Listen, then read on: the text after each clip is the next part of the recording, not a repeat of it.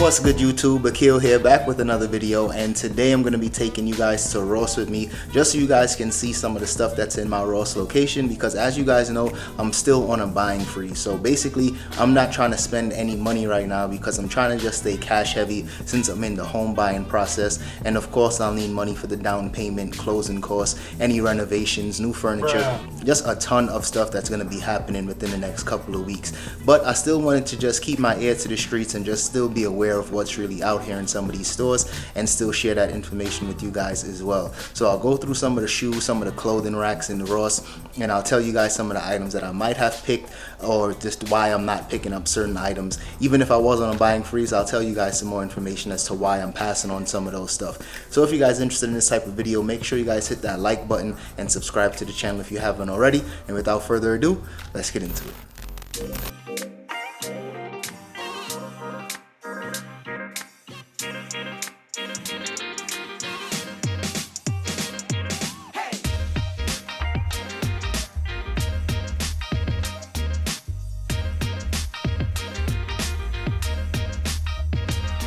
Looks like someone already was checking out these superstars in this Ross, but I usually always pass on Adidas superstars anytime I'm in Ross because they're always much cheaper in the Adidas outlets. I usually can find them brand new in box anywhere between like 22 to like 29 bucks anytime I'm in the Adidas outlet. Now this particular pair of boots, I think these are the SFBs. I've been seeing these in different Ross locations, and someone asked me if I've been picking these up, and honestly I definitely wouldn't be taking a chance on these. Right now the market is really flooded on these.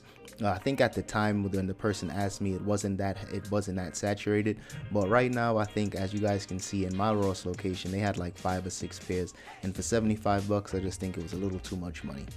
Now this pair definitely grabbed my attention only because I know it was that Miami Hurricanes colorway, and this one I had to do some research on, and after just checking the comps I was seeing that these were only selling for just about 50 to 60 bucks, so definitely not worth it. But anytime I come across like college related colorways, sometimes it's a good idea to check the comps because it might be kind of rare, sell for some good profit, but that shoe in particular definitely wasn't something I would take a chance on. Now this pair of Air Force One highs that I came across, I was actually surprised because I was seeing the same exact colorway pretty often in Ross, but it was the low top version, and every time I seen them they were actually B grades. Now B grades just mean that they might have a minor flaw, like a factory defect.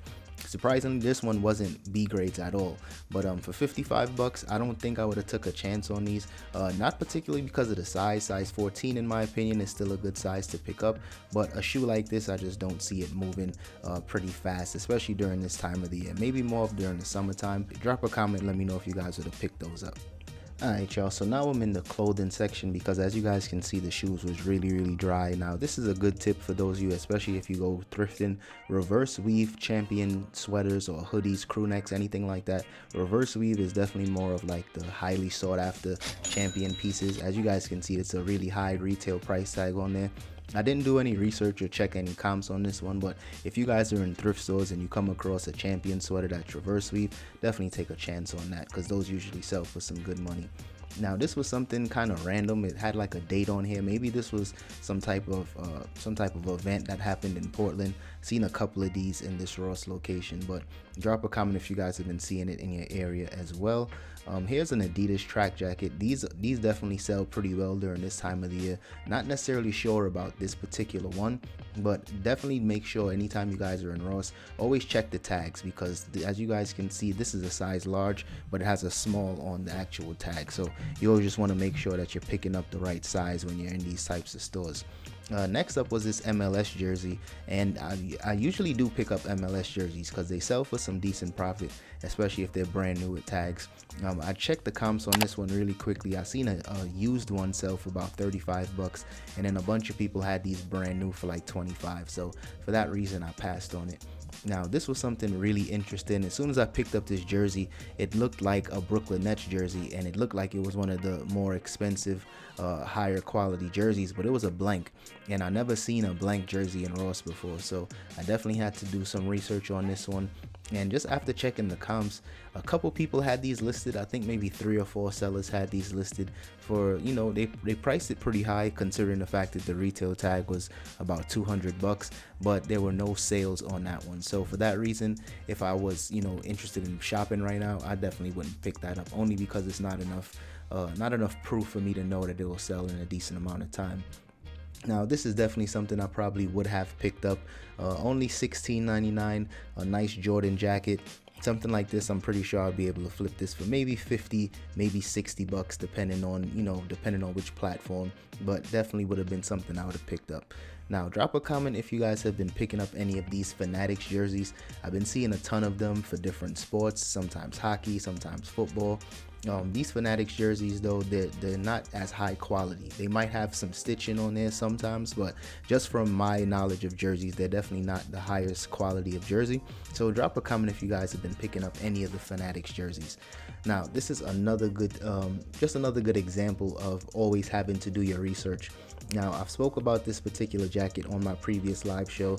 I've been seeing these in every Ross for $240, and once I checked the actual listings to see what other people are selling them for, they've been actually selling for like $35. So I think somebody else sold theirs for maybe $40 plus shipping.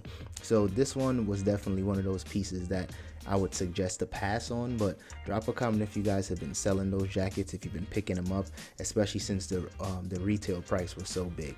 Now this is another Fanatics jersey, but had to put that one back.